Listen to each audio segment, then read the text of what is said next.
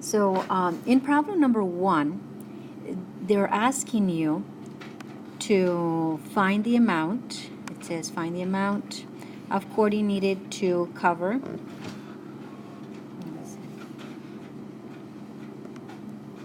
There you go. Okay, so the amount of cording needing to cover the edges. And the edges are this here. So you just need to add 10 plus 10 plus 5 plus 5. So therefore it's supposed to be 30. Okay? Now if they're asked me to find the edges plus the decoration of those diagonals, then you need to add 4 plus 4 plus 3, which is 11, to the 30, which is 41. And then to find this missing piece from x to d, well, you need to use a Pythagorean theorem. A squared plus b squared equal to c squared. X would be the a, and then 4 would be the b, and c would be the hypotenuse. So this is the c, b, a. And then you just move the 4 squared to the right, so that would be minus 4, 4 squared. So it's a square root of 84 when you subtract those two numbers, but then don't leave it like that. Simplify the radical. The 4 goes into the 84 21 times, and then the square root of 4 is 2. So that radical, you just put it right next to the 41. So do not change it to decimal. If anything, just leave it like this. The whole number, the sum of the whole numbers, plus the radical. Then put it in parentheses, and then put the inches in the outside. Okay, so if you have whole numbers and radicals, just combine the whole numbers and then plus whatever the radical is. Okay, but in this case it's 30 inches, just the edge, so it's everything around. Number 2, in problem number 2, my recommendation in number 2 is that you draw a picture. When you draw a picture, you're gonna see, you're gonna understand that NO, see, this is LMNO. NO is 10.2, so 10.2, 14.7, opposite sides, because it's a parallelogram, opposite sides are congruent. So 2 14.7s and 2 10.2s, 10.2. So the sum of all of them is a perimeter. So I just added 10.2 plus 14.7 times 2, that also gives you 49.8. Okay, so that's number 2. How do we draw the picture? That's the only reason why I got it wrong, because I couldn't draw the picture right. When it's a parallelogram, the picture would be just, a shape of a parallelogram. Just make sure that you follow the letters L, M, and O in either clockwise direction or counterclockwise direction. But just make sure you go around the parallelogram. In this case, I went clockwise direction, L, M, and O. And then just put the numbers they give you, and that should give you an idea as to how to approach the problem. Okay? Now, number 3. Number 3, all you need to do is keep in mind that it's a parallelogram. Parallelogram, opposite sides are congruent. So those two, RU and ST, are congruent. So if RU is 25, well, RS is 25. And also diagonals are bisect each other. So if RX is 16, well, XT is the same thing, 16.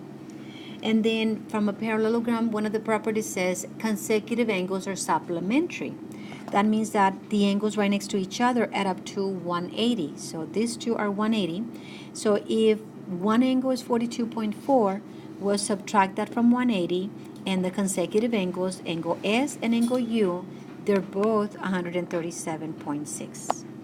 Okay, so I'm just following the properties of the parallelograms. Number 4 is the same thing. It's a parallelogram. So opposite sides are congruent.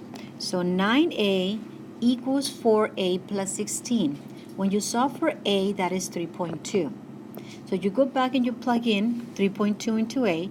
That gives you the AD, which is 28.8. And then consecutive angles are supplementary. So you add those two, 12 and 8, that is 20C, 25 and negative 15, that is 10. The sum of those two is 180. So you subtract 10 from 180 is 170, divide by 20, and that is 8.5. Once you know C is 1.5, they want the measurement of angle B. So plug it in into C, 12 times 8.5 plus 25, and that is 127. Any questions up to here? far so good? Okay, so now let's move on to number 5. Yes.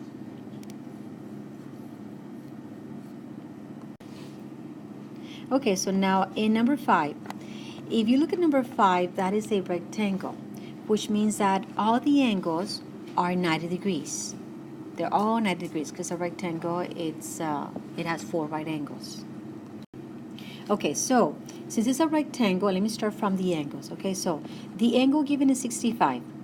So this is a rectangle. So all the diagonals, both diagonals are congruent, and they bisect each other. So all these pieces are congruent. They're the same. So this is an isosceles triangle. If this is 65, that would be 65. And if this is the same as this one here. So these are two 65, 65, 65.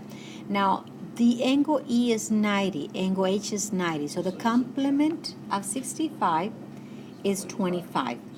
Those two angles are the same. 25, you add them up from 180, that gives you the 130, Sophia. Yes, good job, Seth. So yes, that's the 130. 25 is the angle that we're asking, GEF, which is 25, and the angle IGF. So IGF, which is this one, is 65. Now, number 6. In number 6, this is a rhombus. Being a rhombus, we have to keep in mind that diagonals are perpendicular, so that's a 90-degree angle.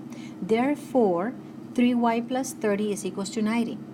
When you solve for y would be 20. Then they're asking you for the measurement of JLK, which is this one up here. Okay, JLK, so the angle L. So you plug in the 20 into the y, that's 40 minus 10, so that half of the angle L is 30. The other side is 30. When you add them up, that is a 60. And since it's a rhombus, all the sides are congruent. They're all congruent. Therefore, you can let 4x plus 7 equals to 10x minus 17. When you solve for x is 4, come back and plug it in, because they want JL. So 4 times 4 is 16 plus 7, that's 23. So JL would be 23. Questions about the rhombus problem, number 6? I'm just saying that for JLK, some people might say that doesn't make sense because JLK as well, that's an obtuse angle. Well, 60 is not over 90. That is right, yes. So be very careful because this problem will not be to scale. Okay, so if it doesn't make sense that it looks like an obtuse, like Seth is saying, just go with the numbers, okay? And sometimes that's going to happen on the ACT, SAT, but in the ACT, SAT, they will tell you this problem is not to scale. That way you know that. Yeah. Don't go by how it That's why looks. number 8 didn't make sense either. She Yes. always told us to go by the math, never by the shape. By the shape, yes. So very important. Good point, Seth. Okay, so now in problem number 7, it's a kite. So in a kite, the diagonals are perpendicular. So they're telling me that angle QPO is 50. Well, the complement of 50 is 40. So that angle at Q, at the bottom, is 40 on the left side. And then the angle QRO, that is 70. So the complement of 70 is 20. As you know, in a kite, there's one pair of congruent angles, and that's the pair that is in between the two non-congruent sides. So angle Q is congruent to angle S. So if Q is 60, then angle S, or angle PSR, this one, that is 60. And PQO, which is what they were asking over here, that's a complement of 50, that was 40. Questions on 7? No? Okay, number 8. You're right, Leanne. And number 8, this is not to scale. So even though we know that in an isosceles trapezoid, diagonals are congruent, AC is 17.2 and the little piece BY is 10.3, well, you got to subtract that. And that big piece is 6.9. And it is not to scale because it's supposed to be bigger than the BY.